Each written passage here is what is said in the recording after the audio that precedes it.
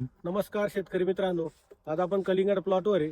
आपले खंडूशेठ गाडगे यांच्या प्लॉटवर आहे. मित्रांनो, माल बघा, एवढी थंडी आहे पण तरी सुपर माल पिकला आहे.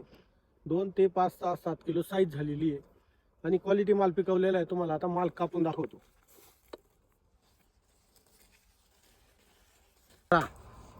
12 डिसेंबर. वा वा वा वा वा वा वा, हे असं दाखवायला लागतं. एक नंबर सुपर क्वालिटी.